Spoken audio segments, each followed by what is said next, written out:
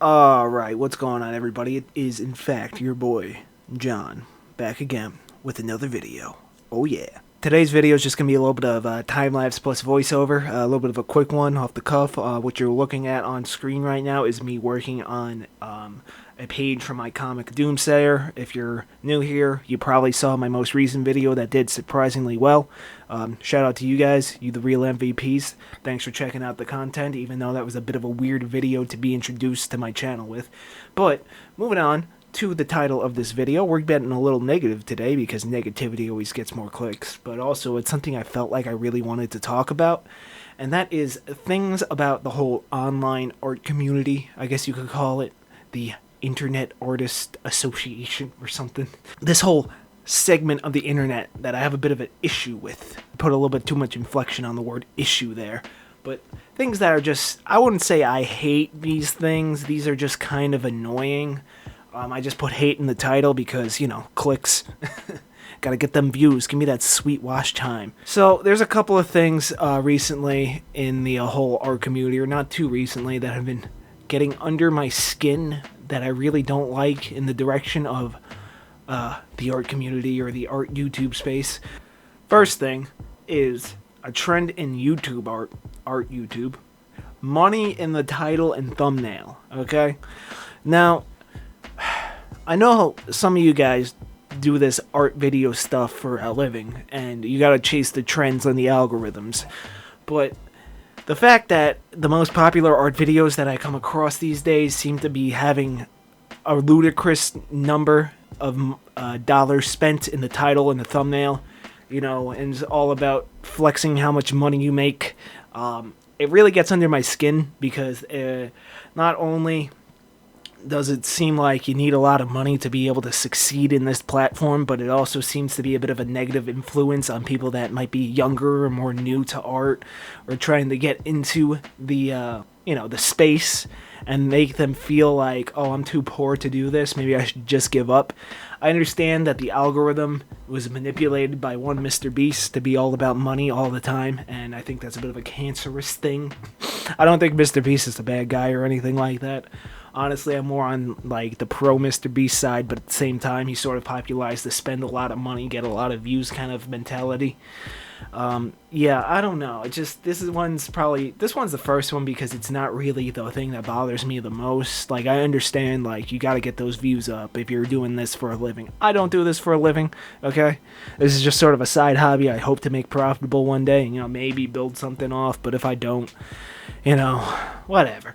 But yeah, this kind of bugs me that, like, it feels like there's no creativity left and it's more about just spend a lot of money and win. You know, pay to win. It feels pay to win. Yeah, good video game term for you. Speaking about video games, you guys play that new Resident Evil remake? I just finished it. It's so goddamn good. Ramon was a bullshit boss, though. Okay, anyway, moving back on to the plot of the video. Plot of the video? Main point of the video. Next thing I want to talk about, and this one might actually piss some people off, but it's what I would call art business grifters, or I guess you could kind of lump them under the vlogger category. Now, I got nothing against art vloggers, you know what I mean? Like the people that do those really aesthetic editing where they package things and they have like smooth jazz and it's like ooh, ooh, and it's all fucking calming and everything's fucking pink and shit. You know, I don't really like that content, but I have nothing wrong with it existing, you know what I mean? It's specifically a subset of these vloggers that are always talking about how to make money off your art and how to build your art business and how they say things that seem to be a little mix of common sense and that's not gonna work if you're not lucky, you know what I mean?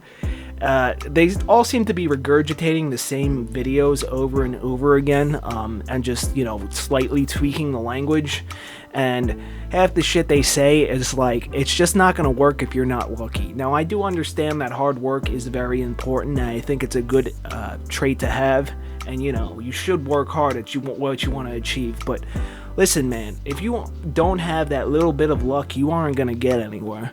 Like, I have no respect for any successful people that don't admit they got lucky too, okay? Like, yeah, I agree that people work really hard and, you know, hard work can pay off, but you have to get lucky too, okay? That's one thing that bugs me. And you know, a lot of these people that talk about how to build your art business, I have never even seen their art in any of their videos. It's just them talking to the camera. You know what I mean? Kind of gets under my skin. Okay, so now these next couple points, I kind of want to lump them together. And this is where it gets a little spicy, a little heated. We're going to just start with TikTok. TikTok in general is just not good. Like, I literally think TikTok is actually like a psychological weapon developed by the Chinese Communist Party to weaken Americans. But, you know, we're not going to get into the whole conspiracy theory angle of it.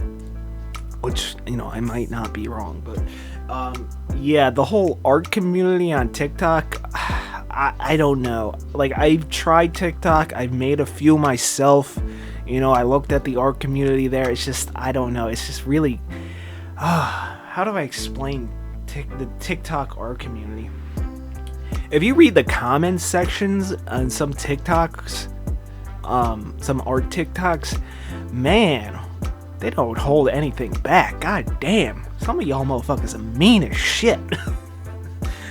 But also there's some like really just bad advice in there that's like not good. I mean, now there's the point where like art doesn't necessarily have any rules. It's more like guidelines, you know what I mean? Like there's stuff like perspective and shading and lighting and all that, which is like, you know, there's a realism sort of approach to it to learn, and then you break the rules later, you know what I mean? But you know, at the same time, there's nothing stopping you from just starting out as like an abstract artist or anything.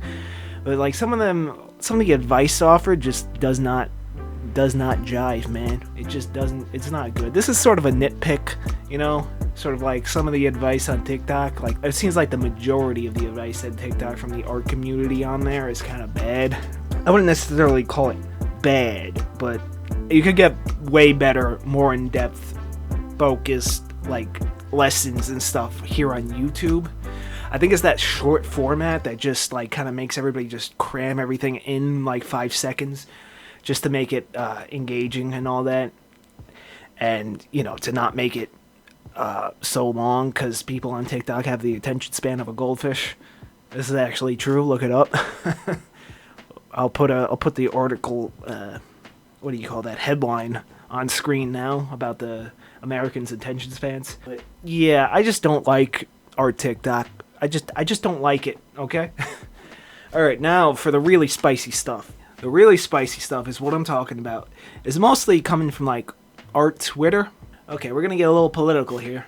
Left-wing extremism is what I would call it. Obviously, there's the whole stuff around race swapping and all that. I find personally, like, I don't really care that much. It's just kind of annoying. I mean, there's some infamous examples. There's Z Fixes Art, which I think might have just been a troll. I don't know. Just my thoughts on that one. There was that one artist that somebody, I think some Japanese artists on Twitter are cool though. But Western artists on Twitter, I don't know, man. But that one Japanese artist did Sonic and Knuckles and Tails in like human form, and the one guy just turned Knuckles black, and it's kind of like, ooh, I don't know about that one. You know what I mean? And like, I personally don't really care too much about race swapping. But, like, it's just sort of an annoying thing that people do just to get attention, I think. I don't necessarily think it's people being like, oh, this character is clearly, quote-unquote, coded black or whatever. If you look into the some of the language of these leftist... And that's not to say that right-wingers aren't to fucking point a finger at either. They do some fucked up shit, too. I don't have any political affiliation, alright? I'm anti-government in general, okay? Yeah, so the race swapping is just more of an annoying thing, but I don't really care. Again, like, if my comic got adapted and, like, I don't know, if they turned Melissa black and Emma white, I would be pretty pissed off. You know? There's also seems to be, like, favoritism towards artists in the algorithm, at least before Elon changed everything with the weird pay for the badge. I don't know what the fuck he's doing over there, but there seemed to be like a bit of a favoritism in the algorithm for people that have certain flags in their names and handles and all that. I'm not going to say which flags, but I think you guys know what I'm implying. It just seems like they sort of came to the top. But now I don't know what's going on with the whole algorithm. I barely use Twitter to post stuff. I just post my art there with everything else, all the other platforms, just to throw it into the void. I never had good engagement on Twitter. I don't know. Sometimes I'll just post a meme under replying to people, but yeah, I don't know. I just don't like our Twitter, just like I don't like our TikTok. I feel like those two platforms are probably the worst places to go for artists. And now for the final complaint about the whole art community, and that's the commentary channels, okay? Alright, so the commentary community is basically a bunch of people that can't draw but talk shit about other people they don't like, and eventually tries to get them canceled and totally ruins their life for no reason other than they have nothing better to do with their own time because they're a bunch of fucking losers that paint a bunch of pink shit and are actually the most toxic motherfuckers on the planet. Yeah, so that's the really fast summarized version. I think the perfect example is one Creepshow Art. I'm sure we all heard the saga of that. YouTuber Turkey Tom, that's his main channel. Turkey Tom did a really good video on that. It's about 3 hours, but like I mean, other than having to listen to the clips of Creepshow Art, it's a really well made video, you know? I mean, yeah, I feel like the whole commentary community is just kind of a bunch of people that have nothing better to do and aren't very good at art, I might add. I don't mean to be that guy. I always try to, like, you know, look at other people's art with like a subjective sort of view, you know, and try to be like objectively, like, kindly critical, you know what I mean? Like, all right, how do I like critique this and not criticize this if it's something that I don't necessarily like? You know what I mean? Like, look at One Piece, for example. That's a manga that's beloved by a lot of people, but personally, I just really don't like the artwork. Plus the length is ridiculous, but I don't like the artwork. But if you like that, that's cool, man. I'm not gonna shit on you. I just don't like the art in that. They look goofy, but you know, that's kind of how I feel. But I noticed something about the whole art commentary space is that a lot of them aren't very good at art.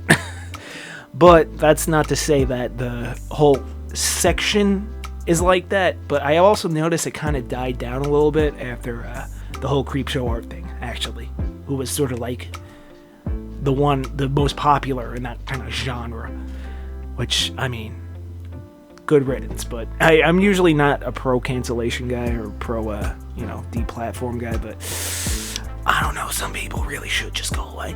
Just as a little addendum to the whole commentary thing, I noticed that a lot of these commentary channels have left-wing tendencies, if we're getting back to the political issues, which, you know, there's nothing wrong with being left-wing, right-wing, center, whatever. I don't care. You can have whatever views you want. I'm not a guy that's gonna say, like, oh, all people that think like this or blah, blah, blah, whatever.